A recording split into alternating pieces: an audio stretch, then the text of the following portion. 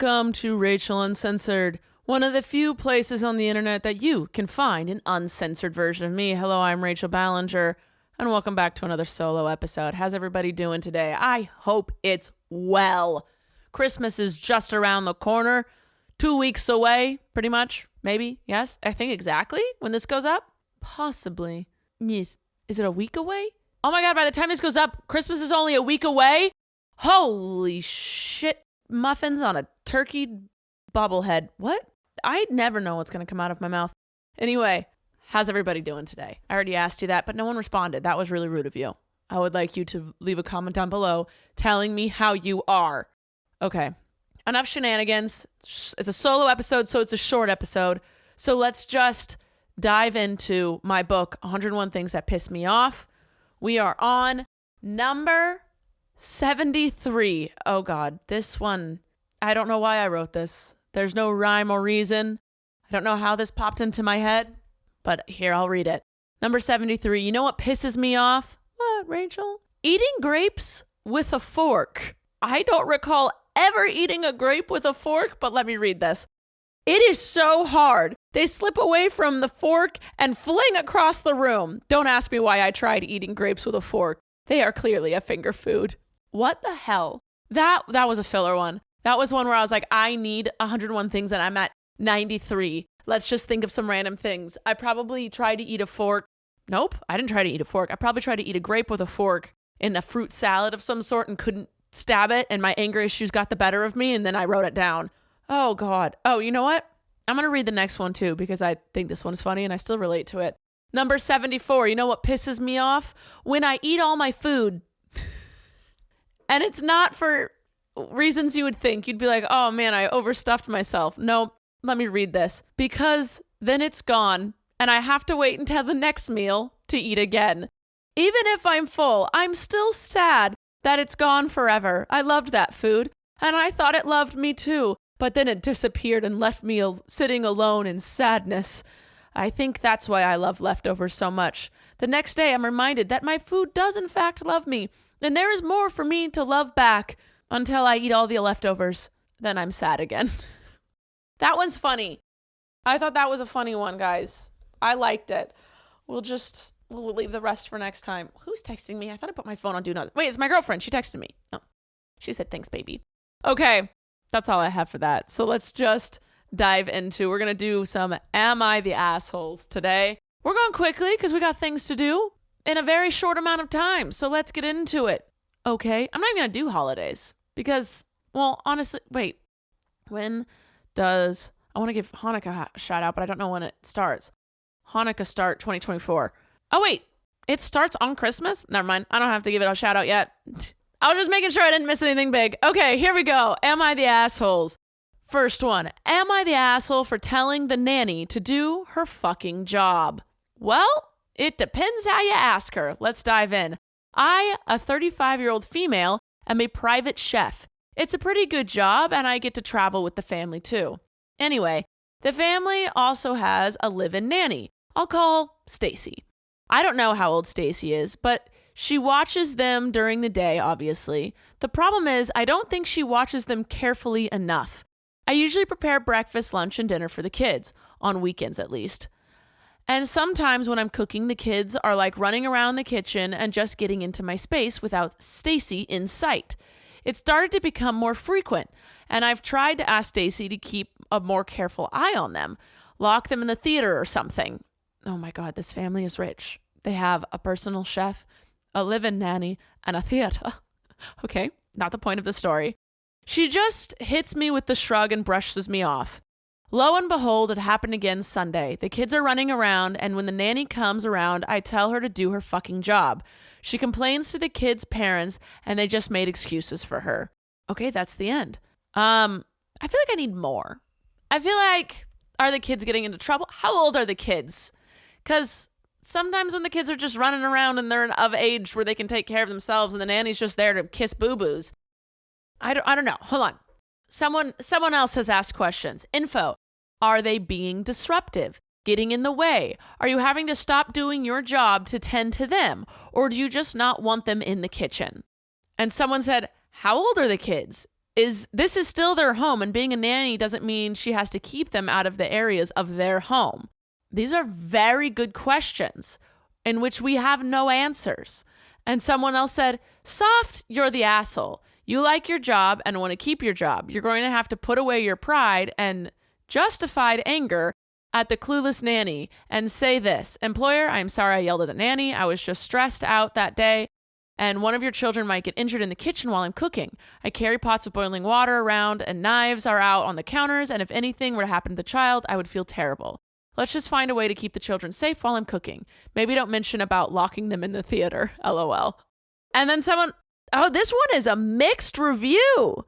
Everyone has a different say. I think those questions need to be answered. I also think that is a correct way of approaching it, of being like, hey, for your children's safety, maybe they should stay out of the kitchen. But at the same time, if they aren't doing anything but being loud and annoying, then they're allowed to be in their own kitchen, I guess. I don't know. I don't know. I honestly think it's how you have the conversation. Having the nanny come in and say, hey, do your fucking job, that's not going to solve anything. Everyone's going to be defensive and you've lost the upper hand. If you go, hey, it's really hard for me to concentrate on cooking meals for everyone when the kids are running around and I'm scared they're going to get hurt. Can you try and keep them out of the kitchen a little bit more? I would be very grateful. That's a very different way to handle it than saying, do your fucking job. I want to see what more people say. I like this as a back and forth. I would say not the asshole personally, but seems to be outnumbered. Agreed that perhaps you could have handled it better, but honestly, I think a lot of people are scared to actually have some rules and disciplines with kids. So then they project that onto others. Yes, it's their house, but if I'm cooking dinner and the kids aren't running around getting in my way, it's entirely reasonable to expect a safe working environment for you and them. Someone else said, you're not the asshole for being bothered by the nanny's failure to watch the kid, but you are going about this wrong. You have to talk with your employer about your concerns for the children's safety and ask them not to be allowed to play in the kitchen while you're working. Don't mention the nanny at all. And then someone else said, you are the asshole. Address it with your employer. Don't go trying to tell other staff how to do their jobs, especially in a hostile way. Someone said, you're the asshole. Take it up with the people who are paying you. And honestly, Stacy could be in the restroom or something. You need to find out a way to lock them out of the kitchen. This one is truly mixed. And the OP is not responding anymore. Okay, I need you guys to say if they're the asshole or not. I think that they're an asshole for how they handled it, but not an asshole for not wanting the kids running around the kitchen while they're working. So everyone's saying soft, you're the asshole. I kind of agree with that. And then some people are saying both of you are the asshole. I think, yeah, how you handled it was not correct. There's always a better way to go about things like that. But yeah, kids in your space while you're cooking with hot things and sharp things definitely shouldn't be happening. So there's that. All right. I really want to hear what you guys think, though. Please let me know down below if you think that's an asshole move or not, or they should just suck it up and continue cooking because they're getting paid to cook, whether there's children around or not. Also, God, to have that much money, the dream. Here we go. Am I the asshole for choosing a lunch I liked instead of one my family could enjoy? I need more context, but usually you go with a group census unless it's your birthday. Here we go. So I, a 14-year-old female, oh my God, there's teenagers on the internet. Get off the internet. There shouldn't be teenagers on the internet. Go play hopscotch or something. Go have fun outside.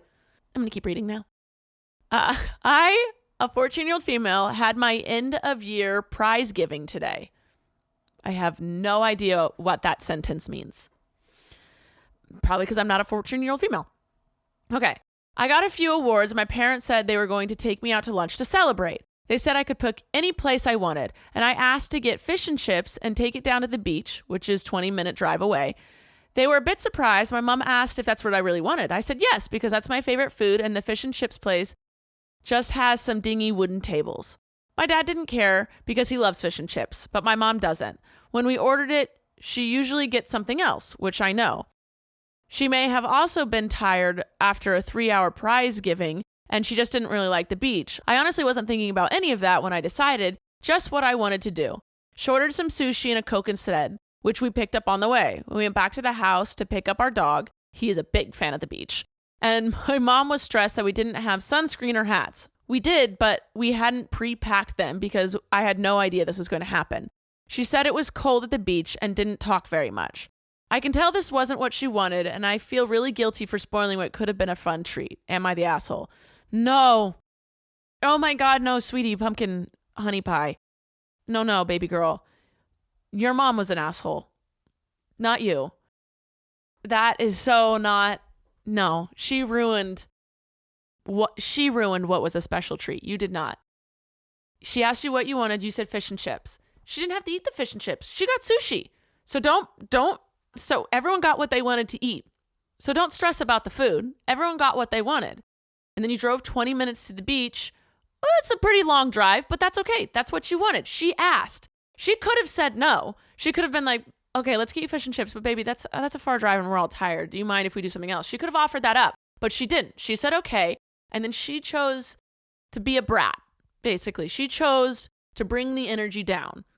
That was her decision. She could have faked it. She could have plastered a smile on her face, whether she was tired or not. This was her baby girl's day. You got so many prizes or something. And she said, whatever you want, let's do whatever you want. So you chose something not crazy, fish and chips, which is cheap, and a 20-minute drive to the beach, doable, and you brought your dog along. That sounds like fun. I don't think you should have felt guilty about any of this. You didn't do anything wrong. And if your mother felt like she wasn't going to enjoy it, she should have asked you to pick something else or bowed out. She should have never gone, bitten her tongue, and then ruined the experience for you. That is my opinion. Let's see what the people say. Not the asshole. You're old enough to make your own decisions. Your mom sounds selfish. What's a prize giving? Okay, I'm glad I'm not the only one that doesn't know what a prize giving is. OP responded and said, it's like an award ceremony. I don't know what other countries say, but that's pretty much it. And someone said, I feel compelled to point this out. You feel guilty for, quote unquote, spoiling what could have been a fun treat. But you didn't. Your mom told you to pick anywhere you wanted, then got pouty when it wasn't what she wanted. If anything spoiled the outing, it was her attitude. Also, it doesn't really matter if the outing was spoiled for your mom as long as you still enjoyed it. You and your dad got food you both like, and your dog got some beach time. That sounds like a success. Very few things are more joyful than a dog at the beach. I know it's hard, but don't let your mom's attitude change how you feel about the day. Yes, that's exactly what I was saying. It's hard growing up, realizing that you get in trouble for not regulating your emotions. You get in trouble for having a quote unquote bad attitude, but God damn it, your parents also have a bad attitude a lot of the time. And your parents also get tired. And I think it's such a double standard, especially when in your teens. In your teens, your hormones are going crazy and you're figuring out life and you get grounded, you get in trouble when you are acting like a brat or you have a bad attitude about something. But then your parents go around and do the same thing sometimes. I mean, we're all human. We all do it. And it really sucks that your mom did something like this that ruined your award ceremony day. Because we all have emotions, but there's times when you just have to suck it up. And this is one of them. Your mom should have sucked it up. You didn't do anything wrong. And then someone said to add to this, OP's choice of food/venue was flexible enough that mom was able to order sushi separately and still eat it with the OP and her dad while they ate their fish and chips.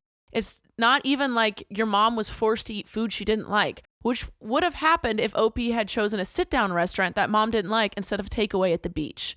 Oh, man. Yeah, everyone's pretty much just echoing what I've said. Yes, the mom is the selfish one. Yeah. Oh, that's so hard. It's so hard being a teenager when you're trying to figure out things and you're slowly starting to realize like your parents, they're human and they mess up, but you're conditioned that if something's gone wrong, it's your fault and not your parents, especially if they're the type of parents that never apologize. It sucks trying to figure out your emotions while your parents are still figuring out theirs because we're humans and we're always trying to figure out our emotions. Teenage years are such a sticky time. It's so difficult. Okay. And if your parents have ever ruined your thing and made you feel like it was your fault, I'm sorry. I apologize. Not because it was my fault, because I have sympathy. It's a sympathy apology. Oh, guys, this next one Let's first check to see if we have a sponsor for today. Sponsor. ZocDoc. ZocDoc is our sponsor for today. Have you ever been on the hunt for a new doctor and you ask literally everyone you know for the recommendation? You know, a doctor who actually gets you, listens to you, and makes you feel really comfortable? Then after weeks of searching, you find the one everyone agrees is the best doctor in town. So you call their office, try and make an appointment. And then the receptionist tells you this perfect doctor doesn't take your insurance. Wipe your tears away, put away the ice cream, and head over to ZocDoc to find and book the doctor who is right for you and takes your insurance. ZocDoc is a free app where you can find amazing doctors and book appointments online. We're talking about booking appointments with thousands of top-rated, patient-reviewed doctors and specialists. You can filter for ones who specifically take your insurance, are located near you, and treat almost any condition you're searching for. The doctors all have verified reviews from actual real patients, not just bots. And the average wait time to see a doctor booked on ZocDoc is just between 24 and 48 hours. That's it. You can even score some same-day appointments. So if you want to try them out, then go to ZocDoc.com/Rachel and download the ZocDoc app for free. Then find and book a top-rated doctor today. That's ZocDoc.com/Rachel. ZocDoc.com/Rachel. Okay, this one I'm excited to read because I read the title and I went, intriguing. Roommate things? Always intriguing. Am I the asshole for throwing out my flatmate's rice cooker and clearing out her part of the fridge after she left the country to go home for Christmas? I am so intrigued. It is one thing to throw away someone's moldy food in the fridge, but you threw away a rice cooker? I need to know more. And they're not going home for life. They're just going home for Christmas. Okay, let's read. Me and my flatmates were all uni freshers. Me, 18, Madison, 18, Simon, 20, Robert, 22, and Liam, 19. All fake names, by the way. Okay, so we got a couple girls, a couple guys, all between 18 and 22. Let's go. One day, Madison PM'd me and said she didn't like how I talked to her in the flat group chat. I'm a very jokey person, so I thought I might have gone too far with my sarcasm. So I apologized straight away. She then didn't reply to my message and didn't come back to the flat for weeks. I got worried as her Life 360 was off too. Simon messaged the group chat. Yo guys, whose cooker is that? Picture of a mini rice cooker. Madison said mine, LOL. Simon said, inside is only just mold. Haha, okay. Liam said crazy stuff. Madison said, oh, what? I gagged when I saw the picture as I remember sitting in the kitchen with her as she cooked that rice last month. I took another picture of the rice to send to the group chat, adding that her avocados also went moldy and that I threw them out. She didn't reply. The next day, I reminded her to throw the rice away. It was making the kitchen stink. She responded, has anyone seen my pot? I PM'd her twice, reminding her. No reply. I finally caught her at 4 a.m. in the kitchen with her friends. I apologized again to her in person. Wait, I am so confused. What? I am so freaking confused. Okay. Oh, okay. So the person, they organize this very different than how my brain organizes things. So why don't you say your name? Okay. The OP said Madison didn't like how the OP talked in the group chat, and she didn't reply to the messages and didn't come back for the flat for weeks. I got worried at her because her 360 was off too. Okay. And then OP is saying what happened in the group chat. In the group chat, Simon said, hey, whose cooker is this? Picture of mini rice cooker. Madison said, mine. Simon said, there's mold in it. Then Madison said, what? OP gagged when they saw the picture, remembered them cooking rice a month earlier, and then also said the avocados are moldy too. And then the next day, the OP reminded Madison, the girl with the moldy rice cooker, to throw the rice away. It was making the kitchen stink. She responded, has anyone seen my pot? Cute. Then the OP messaged her two more times about the rice, no response. Then OP finally caught her in the kitchen at 4 a.m. with some friends. She apologized for how she talked in the group chat and reminded her to throw away her rice. She told me it was okay and that she would. She didn't. It was there for another few days. I triple bagged the rice cooker and left it by the bin, sharing a picture in the chat. Madison, please throw your rice away. Okay, I'm caught up. I get it. I got it. So Simon in the group chat said moldy rice.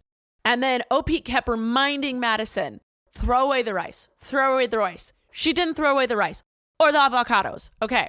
And then OP took a picture in the group chat a week later and said, Madison, throw away your rice. And Madison said, I'm not even there, y'all, and I lost my pan. She left to go back for Christmas break in Thailand. OP said, Madison, I told you multiple times to please throw that away. It's a health hazard. Madison, bruh, just put it where the vacuum is. OP, no, it'll heat up and grow more mold. Madison, nah, there's a lid. Me, OP, it'll attract bugs and rats. Liam, I threw that shit in the bin for real. It was nasty. Okay, so Liam threw it away. When she left for Christmas, she didn't clean her fridge section. I threw away food that was going to expire over the holiday. Open sauce packets leaking on the shelf, curdled milk, cookies, eggs, and vegetable pooling water. My flatmate said her side of the shared fridge was filthy for weeks. I messaged the chat with what I had done. Madison responded, K. I sent her a video of me cleaning up. She complained I was disrespecting her space, claiming the sauces were still fine to eat and expensive. She accused me of nagging and said I shouldn't touch her side of the fridge area since I don't use it. I share a mini fridge with Robert. She also said that the sauces were expensive. I kind of feel bad for cleaning her stuff out, especially as she was having personal problems in her life and was trying to heal. And I did call her a bad word in the group chat after the K response, but it was going to expire over the holidays. And I'm staying in the flat during Christmas, and I don't want to smell that. So am I the asshole? I would say Madison's the asshole. If I kept telling my roommate that the stuff was stinking up the fridge, the stuff was stinking up the kitchen, you need to throw it out, please throw it out. You told her multiple times. Then they left for several weeks and kept all that stuff there. I would also throw it out and not feel any remorse. Maybe shouldn't have cussed at her. I would say that is foul. I don't know how I'd handle the rice cookers. I'd feel bad throwing that out. But you didn't throw it out. Liam did. Yeah, and it's not your responsibility to clean it. She probably thought y'all would end up cleaning it if she left it. She doesn't sound like the best roommate ever. The top comment is not the asshole. That sounds nasty as fuck. Don't feel bad for not wanting to live in a moldy, rotten filth. She cannot do much about it beyond complain. So just use it as a lesson to get better roommates in the future. Someone else said, disgusting for you and letting the food sit there that long. That sounds like a bunch of children that are used to their moms cleaning up after them. Honestly, the first time you saw the mold should have been when the rice was thrown away. Asshole? No idea, but it's embarrassing for everyone who lives in that flat. Okay, no, I don't agree with that. You guys were trying to respect that your roommate stuff is their roommate stuff. It's not your responsibility to clean up after your roommate or clean up their stuff by any means. And someone said, not the asshole on the rice cooker and food. Her fault for leaving it like that. Maybe you didn't need to throw away the sauces, especially if they're vinegar heavy and not likely to mold. But with her disregard for everything else, I'd probably lost my patience and thrown it all away at once too. Someone said, throwing away the food, totally fine. Throwing away the rice cooker, overstepping. You could have left it in her room. No, because if she shares a room with someone, then they'd also have to deal with that. But two, it does attract rats, ants, gnats. There's so many things that you don't want to have moldy food sitting around for. People are saying you're not an asshole for throwing the food away, but the rice cooker is kind of on the fence with that. Not the asshole. Mold is mold, and in the fridge, it will grow and ruin all the other food. You have every right to make sure your food will be good when you want it, and moldy food will make yours go bad faster, and the stink may never come out of the fridge. That's true. Everyone is pretty much saying not the asshole. That's just fucking nasty. Someone said, y'all suck. Throwing away the machine was wasteful. Y'all could have dumped the contents and put the equipment in a sealed bag elsewhere. Then someone replied to that and said, no. It is one of the things where it's like your roommate, she was forcing you guys to either throw it away or clean it yourselves, and you weren't down to do that. I wouldn't have done that. I mean, I would have because if I was friends with my roommate, but if this is a roommate who's just constantly giving you trouble, you're not going to go that extra step for them. So I understand throwing it away. I wouldn't have done that because I'm a giant pushover, but everyone's different. You know, you have boundaries. Cool, cute. You should. Most people should. Let me know down below. Do you think that the rice cooker was overstepping? Because this doesn't sound like they're friends. And Madison was given many warnings. And then when they're like, Madison, seriously, she's like, I'm not even there, you guys. Bye. Come on. She could have said, I am so sorry. Can you guys please clean that out for me? I seriously forgot. I'll pay someone to clean it out for me. Or I owe you a huge favor if you guys can just clean that. You know, like she could have done something else than just say, bye. For real. Okay, we have time for maybe one or two more. Here we go. Am I the asshole for not mailing a previous tenant's old letters? I never forward. I do return to sender all the time, but let me read this. I recently moved into a new apartment that has been vacant for 6+ months. Upon checking the mailbox, there were several important looking letters and possibly checks that had been delivered for the previous tenant. I reached out to the landlord who put me on an email with them. I offered to meet them at the apartment, but one of the former tenants indicated that she no longer lived in the area. However, she was going to be in town for work for 3 days, so asked if I could meet her by her office building in Midtown Manhattan. For context, the apartment is in Brooklyn, roughly 1 hour from Midtown. I let her know that I don't work in Manhattan, but offered to connect her with my wife, who will be at her office in downtown Manhattan, about 15 minutes from Midtown during one of those days. We offered some time slots, but the previous tenant was not able to make any of those work. Then I offered to leave them in my apartment building lobby to be picked up at her convenience. She agreed to this and said she would pick them up the next morning. In the morning, she called and said that her plans changed, that she was no longer able to make it. She asked if I could mail the letters to her. For context, I don't have a car, and the nearest post office is a 0.7-mile walk from my apartment. I asked if she could have a friend pick them up, or one of her former roommates, who is coming later this week. I asked if they could take them and mail them to her. She said she would ask, but sounded offended that I would not mail them. I feel like I already went out of my way to reach out, hold the letters in a small apartment. They've been sitting on one of my dining room chairs, and offered solutions for her to come get them. Going to the post office is a 45 to 60-minute errand, and I didn't feel it was justified given that she had made no real effort to retrieve her letters. However, maybe I'm being too critical and should have been a nice person and done it. Am I the asshole? Not a chance. Nope. No. So a lot of times I get stuff in the mail that was from a previous tenant, person that lived here before me, whatever. And I just write on the letter, returned to sender, no longer at this address. And I put it back in the mailbox and it gets sent back. There's been times that packages have arrived. Right when I moved to this house, packages kept showing up to other people and I left them on the porch. And they would come and get them randomly and then eventually it stopped. One time I got a huge package delivered to my old house and the chick found me on Instagram and was like, the person that bought my house, DM'd me on Instagram. She said, hey, your package is here. I live an hour away from my old house. And I said, oh my God, I will come get them within the next 3 days. And I drove an hour to go get them because it was my package. I did not ask her to forward it to me. I did not ask her to meet me anywhere. If it's your shit, you have to go get it. That's how I feel. I returned to sender on envelopes and stuff because the people before me gave no forwarding address.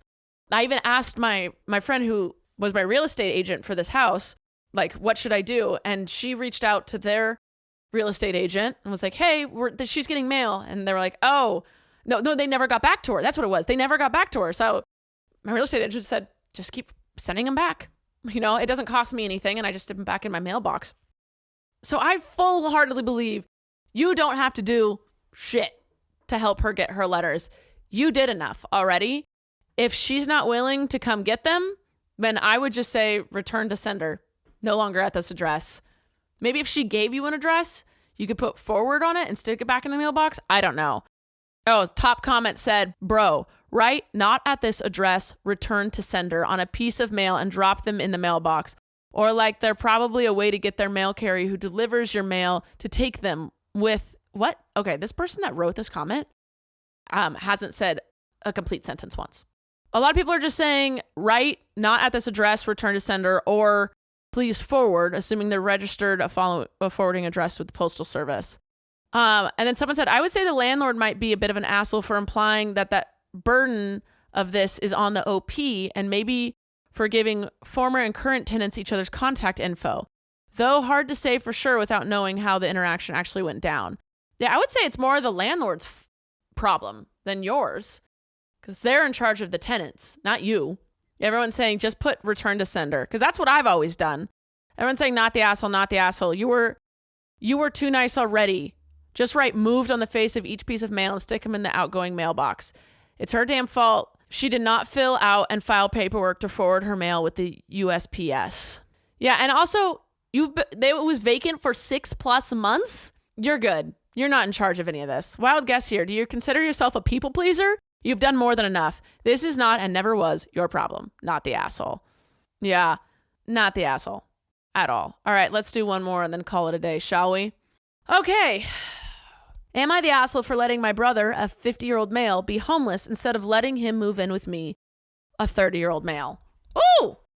Let's dive in, shall we? Long story short, my partner just gave birth to our child. Nope, you're not an asshole. You just have a kid. Nope, not an asshole. Here we go. Okay. Your partner just gave birth to your child. Great. It's just me, her, and the baby in a small apartment. Don't have any other family besides an estranged sister. Both parents are deceased, so there is no one to really give any guidance or help any of us. You're 30 and 50. I think you're good. My brother's getting evicted and asked to move in with me, but I'm afraid his lifestyle, along with his decision-making, just makes it impossible for that to happen. I'm also not doing much better than him.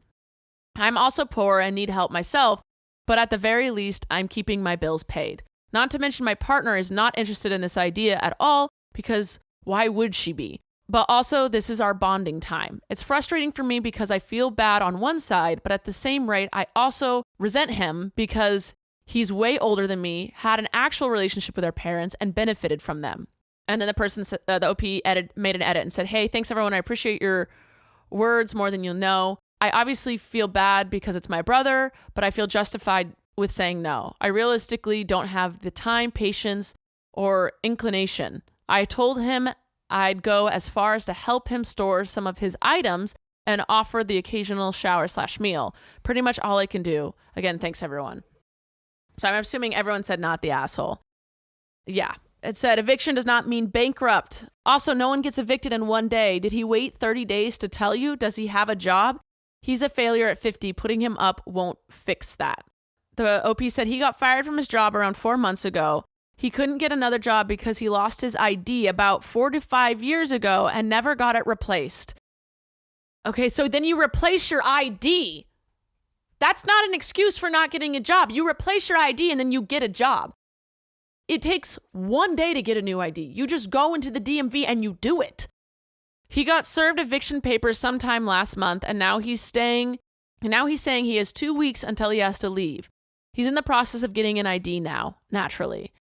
Then someone responded to that and said, based on his pattern of never doing anything until he's absolutely forced to, I'd be afraid if you let him stay, quote unquote, briefly, he'll keep staying forever until you have to take a forklift to dislodge him. You know you can't trust him to make a reasonable choice. I wouldn't bring that around your partner and kid. Not the asshole. He's 50 and doesn't have his shit together. Not your problem. Yeah, he's fucking around. In due course shall findeth out. Not the asshole. Dude, my man, I lost my ID once. I went into the state DMV website and had a new one mailed to me that same day. Yeah. I'm going to say really good on OP for recognizing your partner's needs, especially after just giving birth, that this is your bonding time with your child. I know it's hard that you want to say yes because it's your brother, but yeah, you got to say no to that. He's had an actual lifetime to get his shit together. I understand that there's times when you fall and you need help getting back up, but it doesn't sound like he's someone that's wanting to help himself. Like everyone else has said, he's going to overstay his welcome. If I lost my ID, I would not wait 4 to 5 years to get a new one. I would get one the next day. One time, Abby's phone got stolen. She lost 2 credit cards and her ID and the phone. The next day, everything was on its way to being replaced. We had ordered anew of everything. It's what you do. Not the asshole. Let me say I'm a non-practicing attorney who used to practice landlord/tenant laws. Now I work for a homeless service organization. If he only has 2 weeks to leave, he has chosen to wait until the last minute because in most states, it takes months to evict someone. People don't need IDs for jobs until they get the job. Also, 45 years ago is a ridiculous long time to not have an ID. Does he drive? Does he have a bank account? How does not having an ID prevent him from getting a job, and why hasn't he gotten one in the 4 months since he lost his last job? Unfortunately, I have come to understand that many people who experience homelessness are their own worst problems. This certainly doesn't mean all people who have experienced homelessness, but many of them. Your brother sounds like one of those people, like he has chosen not to be responsible or deal with his own problems and now expects you and your partner to inconvenience yourself in a way he won't inconvenience himself for his own good. Don't let him move in with you. Whoo, people are having opinions and I like it. I like it. Someone said, not the asshole, but don't tell him that your partner said no. You'll have to let him know this was your decision. Yeah, I agree with that. Okay, that's it. I think we've judged other people's lives enough. There's no assholes today. Everyone was not an asshole. There were 2 questionable ones, though, so I would like to know your opinions on that. All right, guys. Next episode is a Christmas episode. It's Christmas next week. I love you. I hope you're having a good holiday season. Protect yourselves with family. Put up your boundaries. Don't let your old resentments boil up when you're hanging out in group settings. I love you all. You're beautiful, wonderful people, and I will see you next time. Bye! Thank you for listening to this episode of Rachel Uncensored, the only place on the internet where you can find the uncensored version of me, Rachel Ballinger. I hope you enjoyed. If you did, please like, subscribe, or follow, or do whatever this platform tells you to do so that you can get notified every time I post a new episode. Love ya!